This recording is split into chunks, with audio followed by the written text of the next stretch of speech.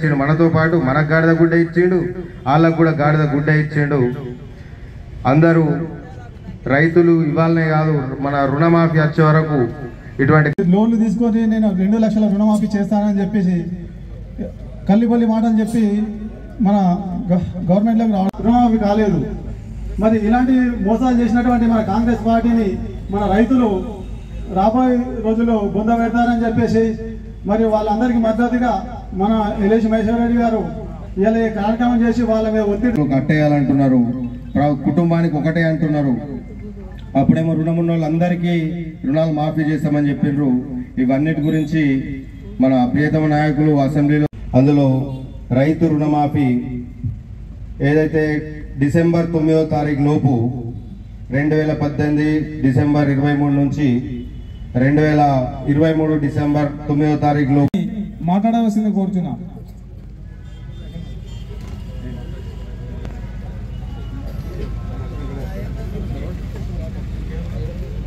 కార్యక్రమం కాంగ్రెస్ పార్టీ మన రైతులకు అన్యాయం చేస్తుంది కాబట్టి రైతుల కోసం రుణం మాకు ఇస్తాను. ఇప్పుడు 6 నెలల నుంచి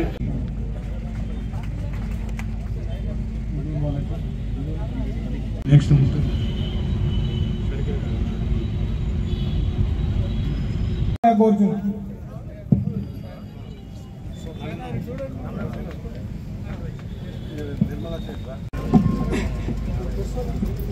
ఈరోజు రైతు ధర్నా కార్యక్రమానికి విచ్చేసినటువంటి అందరినీ కోరుకుంటూ ఈ అవకాశం నాకు ఇచ్చినందుకు అందరికీ తరలి వచ్చినటువంటి నా రైతన్న సోదరులకు సోదరి అందరికీ కూడా పేరు పేరు నమస్కారం తెలియజేస్తా ఉన్నాను.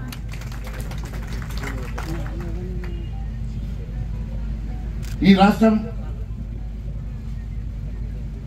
రాష్ట్రంలో 7 నెలల క్రితం ఏర్పడినటువంటి కాంగ్రెస్ ప్రభుత్వం ఎన్నో హామీలు ఇచ్చి ఏ ఒక్క హామీ నెరవేర్చకపోగా ఎంతో గంభీరంగా రుణమాఫీ చేస్తామని చెప్పి దేవుళ్ళ మీద ఒట్టు పెట్టి మొన్నటి పార్లమెంట్ ఎన్నికల్లో ఓట్ల కోసం ఎక్కడ దేవుడు కనబడితే అక్కడ దేవుడి మీద ఒట్టు పెట్టి, ఎక్కడ దర్గా కనబడితే అక్కడ దర్గా మీద ఒట్టు పెట్టి ఖచ్చితంగా రుణమాఫీ చేస్తాం, 2 లక్షల రుణమాఫీ ప్రతి రైతన్నకు కూడా రుణమాఫీ చేస్తామని చెప్పేసి పలికినటువంటి ముఖ్యమంత్రి గారు మొన్న వైరాలో జరిగినటువంటి 15 ఆగస్టు మీటింగ్ లో అందరికీ రుణమాఫీ చేశారని చెప్పారు. మరి రైతన్నలు పెద్ద ఎత్తున రోడ్డు మీదకి వచ్చి మాకు రుణమాఫీ జరగలేదు, మా అందరికీ కూడా రుణమాఫీ జరగలేదని చెప్పి రోడ్ల మీదకి వచ్చిన తర్వాత ఈ రోజు మళ్ళీ దాని మీద సమీక్ష చేస్తా ఉన్నారు. అంటే రుణమాఫీ వారు చేశామని చెప్పిన మాట వాస్తవం కాదని, వారు రుణమాఫీ చేశామని చెప్పి అబద్ధాలు చెప్పామని చెప్పి చెప్పకనే ఒప్పుకున్నారు. అన్నిటికన్నా ముఖ్యం వారి స్వయంగా వారి మంత్రి తుమ్మల నాగేశ్వరరావు గారు మొన్న చెప్తా ఉన్నారు సగం మందికి మాత్రమే రుణమాఫీ జరిగిందని. వారి మంత్రి పొంగురెడ్డి శ్రీనివాసరెడ్డి గారు చెప్తా ఉన్నారు ఇంకా 12,000 కోట్ల రూపాయల రుణమాఫీ జరగాల్సి ఉందని. అంటే వారి సహజ మంత్రులు ఈ రోజు రుణమాఫీ జరగలేదని చెప్తా ఉంటే ఒకవైపు ముఖ్యమంత్రి గారు రుణమాఫీ జరిగిందని చెప్పి దేవుళ్ళ మీద ఒట్టు పెడుతున్నారు. వారి ప్రభుత్వంలో ఉన్నటువంటి మంత్రులే రుణమాఫీ జరగలేదని చెప్తా ఉంటే ముఖ్యమంత్రి గారి డొల్లతనం ఈ రోజు బయటపడింది. ముఖ్యమంత్రి గారు వాస్తవాలు మాట్లాడతలేరు, అబద్ధపు మాటలు మాట్లాడుతూ ఉన్నారని చెప్పి వారి మంత్రులే చెప్పకనే చెప్పినట్టుగా తెలుస్తున్నది. ఈ రకంగా ఈ ప్రభుత్వం ఏది మాట్లాడినా, ఈ ప్రభుత్వం ఏది చెప్పినా వాస్తవ దూరంగా అబద్ధపు మాటలుగా బూటకు మాటలుగా తేలిపోతున్నది.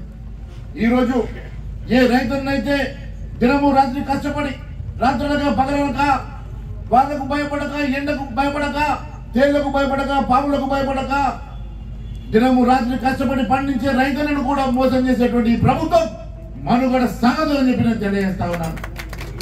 ఎప్పుడు చూస్తే అబద్ధాల బూటకపు మాటల మీద, అబద్ధాల మాటల పునాదుల మీద ఏర్పాటైనటువంటి ప్రభుత్వం ఎన్నో హామీలు ఇచ్చి ఒక్క హామీ కూడా నెరవేర్చని ప్రభుత్వం మళ్ళీ రైతన్నలకు మోసం చేయడానికి ఈ రోజు రైతన్నలనే కాదు దేవుళ్ళను కూడా మోసం చేసింది.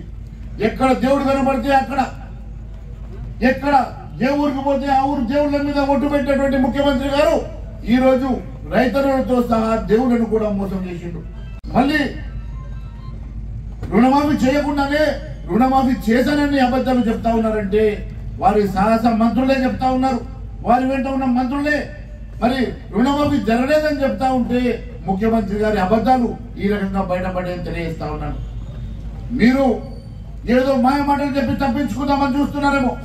ముఖ్యమంత్రి గారు మీ ప్రభుత్వాన్ని వెంటాడతాం, ఖచ్చితంగా మీ మెడలు వచ్చి మీరు ఇచ్చిన మాటకు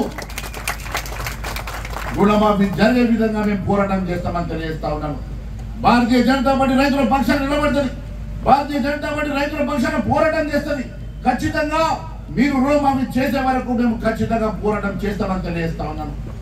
అంతేకాదు ఈరోజు నేను మీ అందరి సమక్షంలో తెలియజేస్తా ఉన్నాను, ఇప్పటి వరకు ప్రభుత్వం ఎంతమందికి మరి రుణాలు మాఫీ చేసిందో మరి ఇప్పటి వరకు పబ్లిక్ డొమైన్ లో పెట్టలేదు. మరి ఈ రాష్ట్రంలో ఎంతమంది రుణాలు తీసుకున్నారు, ఎవరెవరికి ఎంతెంత రుణం ఉన్నది, ఎవరెవరికి రుణాలు మాఫీ చేసిండ్రు, మిగిలిన వాళ్ళు ఎంతమంది రుణం మాఫీ కాని వాళ్ళు ఎంతమంది ఉన్నారో ఇప్పటి వరకు మీరు శ్వేతపత్రం విడుదల చేయలేదు. కేవలం అందరికి రుణమాఫీ చేసిన అబద్ధం చెప్తా ఉంటే ఈ రోజు లెక్కలు చెప్తా ఉన్నాయి. ఈ రాష్ట్రంలో దాదాపు 60 లక్షల మంది రైతులు రుణాలు తీసుకుంటే మీరు కేవలం 22 లక్షల మంది రైతులకు మాత్రమే రుణమాఫీ చేశారు. అంటే మిగిలినటువంటి రైతాంగానికి మీరు 38 లక్షల మంది రైతాంగానికి ఇంకా మీరు రుణమాఫీ చేయలేదని చెప్పి మరి లెక్కలు చెప్తా ఉన్నాయి. అంటే ఈరోజు కేవలం 22 లక్షల మందికి రుణమాఫీ చేసి ఈ రాష్ట్రంలో అందరికీ రుణమాఫీ చేశామని మీరు తప్పుడు లెక్కలు చెప్పడం ఇది ఎంతవరకు సమంజసమని అడుగుతా ఉన్నారు. మరి కేవలం ఆధార్ కార్డులో లేకుంటే రేషన్ కార్డులో అడ్డం పెట్టుకొని రుణాలు మాఫీ చేస్తామంటే గత ఎన్ని సంవత్సరాల నుంచి కొత్త రేషన్ కార్డు ఇవ్వలేదో మీకు తెలుసు. మరి కొత్తగా రేషన్ కార్డు ఇవ్వకుండా, కొత్తగా రేషన్ కార్డులు డివైడ్ కాకుండా, ఇంట్లో పిల్లలు వేరుపడ్డ తర్వాత వారికి కొత్త రేషన్ కార్డు రాకుండా ఏ రకంగా ఈ రుణమాఫీ జరుగుతుందని చెప్పి నేను అడుగుతున్నా. అంటే ఏదో ఒక కండిషన్ పెట్టి మీరు రుణాలను తప్పించుకోవాలని చూస్తుంటే ఎట్టి పరిస్థితుల్లో మేము ఊరుకునే సమస్య లేదు. ఏ అబద్ధపు మాటల మీద, ఏ గుడ్డపు మాటల మీద మీరు ఎన్నికలకు వెళ్లి ప్రజల ఓట్లు దండుకున్నారో ఆ సమాజానికి మీరు ఖచ్చితంగా మరి క్షమాపణ చెప్పాలని చెప్పి మేము డిమాండ్ చేస్తా ఉన్నాం. మీరు రుణమాఫీ చేయండి, లేదా బహిరంగ క్షమాపణ చెప్పి మీ వల్ల కాదు అని చెప్పి రాజీనామా చేయమని చెప్పి మేము డిమాండ్ చేస్తా ఉన్నాం. ఈరోజు నమ్ముకొని భూమిని నమ్ముకొని కష్టపడేటువంటి రైతులు ఈ రోజు ఎంతో కష్టపడి వారు రూపాయి జమ చేసుకొని మరి కట్టేటువంటి ఈ రుణాలకి మాఫీ చేస్తామని మీరే చెప్పారు. మరి కొంతమందికి మాఫీ చేసి మరి కొంతమందికి మాఫీ చేయకుంటే ఇది ఎంతవరకు సమంజసమో ఒకసారి తెలియాల్సిన అవసరం ఉన్నది. నేను ఒకటి డిమాండ్ చేస్తా ఉన్నాను, ఎట్టి పరిస్థితుల్లో ఈ రాష్ట్రంలో మీరు ఎంతమంది రుణాలు తీసుకున్నారో, ఎంతమందికి రుణం మాఫీ జరిగిందో, ఎంతమందికి రుణం మాఫీ జరగలేదో శ్వేతపత్రం విడుదల చేయాలని ఒకటి డిమాండ్ చేస్తా ఉన్నాం. రెండోది, ఈ నెలాఖరు లోపల ఖచ్చితంగా రుణాలు తీసుకున్న ప్రతి ఒక్క రైతాంగానికి రుణమాఫీ చేయాల్సిందిగా మేము డిమాండ్ చేస్తా ఉన్నాం. లేని పక్షంలో భారతీయ జనతా పార్టీ తరఫున ఈ నెలాఖరు లోపల మీరు రుణమాఫీ చేయకుంటే బీజేపీ నాయకుడిగా నేను ఖచ్చితంగా నిరాహార దీక్ష చేస్తానని కూడా నేను సభాముఖంగా తెలియజేస్తా ఉన్నాను.